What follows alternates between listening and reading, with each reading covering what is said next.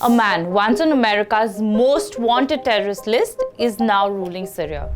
Not only is the West quietly watching this, but in fact it's opening up its channels to engage with this very government. So what has changed in Syria? How did the West's moral compass suddenly flip? To understand this shift, let's rewind a bit. The Syrian civil war has been going on for over a decade. In March 2011, pro-democracy demonstrations erupted in the Syrian city of Deraa. It was inspired by uprisings in neighboring countries against repressive rulers. It was a revolt against Bashar al-Assad and his family, who had been in power for years. When the Syrian government used deadly force to crush the dissent, protests demanding Assad's resignation erupted nationwide. Opposition supporters took up arms, first to defend themselves and later to rid their areas of security forces. The violence escalated and the country descended into a civil war. It was then that the foreign powers began to take sides, sending money, weaponry, and even fighters to Syria. There were several major global stakeholders in the conflict. Russia and Iran were supporting Assad, and Turkey, US, and Arab nations were supporting rebel groups like the Syrian Kurds who are demanding self-governance. If this wasn't enough turmoil already, the period also saw heavy involvement of jihadi organizations in Syria. And at the crux of this was Muhammad al-Jolani, former deputy to Abu Bakr al-Baghdadi, the leader of the Islamic State of Iraq, commonly called the ISI. Jolani was instrumental in setting up a covert faction of the Islamic State in Syria. He is also the leader of the HTS, a Syrian Islamist group that was previously an al-Qaeda affiliate in Syria until 2016. But guess what? The man is now the ruler of Syria. Let that sink in. In December 2024, rebel groups unexpectedly overthrew Assad, forcing him to take exile in the arms of Russia. Assad's shoes were filled quickly by Jolani, and miraculously he even managed to unite most rebel groups and be their leader. But one thing more shocking than this is that he was welcomed with open arms by several nations.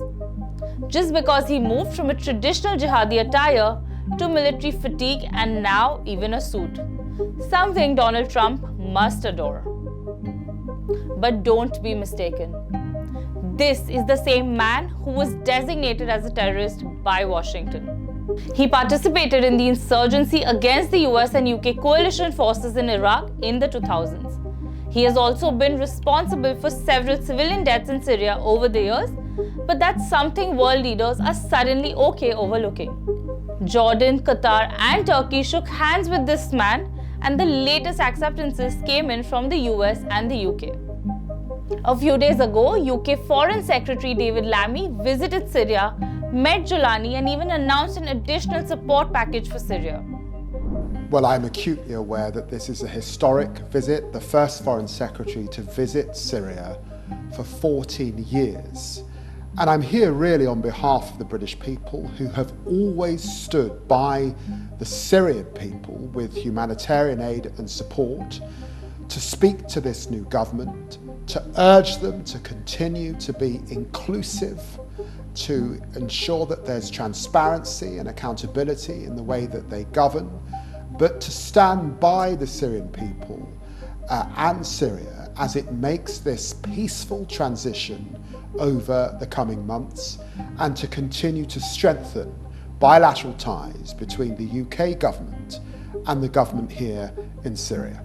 In May, US President Donald Trump was also seen engaging with Jolani for normalization of ties.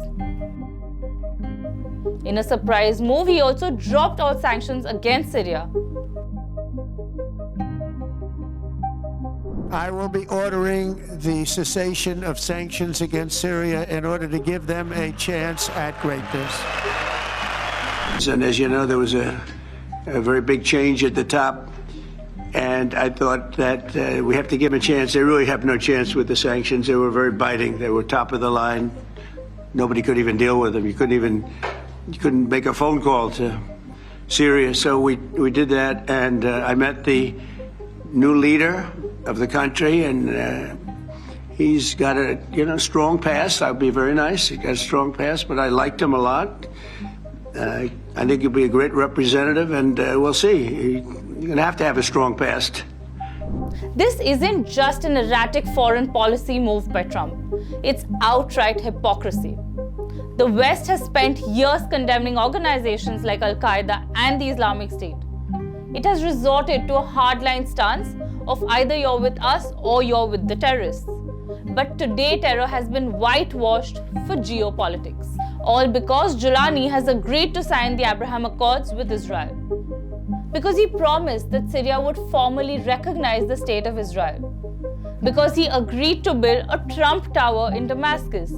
And because he said that the HTS would be disbanded and that Syria will combat terrorism. That's right, a terrorist who set up a jihadi wing in the country is vouching to combat jihad by wearing a suit. But why this sudden change of mind?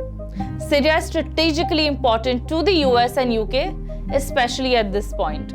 If Syria signs the Abraham Accords, it brings security to Israel, sidelines Iran, which is a side benefit to the West.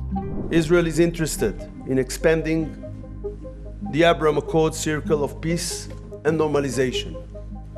We have an interest in adding countries such as Syria and Lebanon, our neighbors, to the circle of peace and normalization, while safeguarding Israel's essential and security interests. Israel applied its law to the Golan Heights over 40 years ago. In any peace agreement, the Golan will remain part of the state of Israel. Thank you. We will welcome Syria, as I said, to the peace and normalization circle in the Middle East as much as we will welcome the Saudis to join. This lets Donald Trump have a chance to say that he brought peace to West Asia and reap its benefits. Today, two of the world's most powerful economies are sending the message that when it comes to their own benefit, terrorism turns into diplomacy and power stands above all. They've abandoned the whole narrative that they stood for by normalizing ties with the organization that caused the 9/11. And more so, they believe that al-Jolani is a changed man. By accepting him, the message is clear. Rebel groups are now acceptable as long as they wear a suit and say the right things to the media, such as protection of minorities. What it means for Syria in the future is yet to be discovered. But as of now, Syria still lies fragmented. Its territory is partitioned between Turkish and Israeli occupiers and US proxies. And it still reels with the after effects of civil war. Something we don't know if it has ended or is only being shown that way.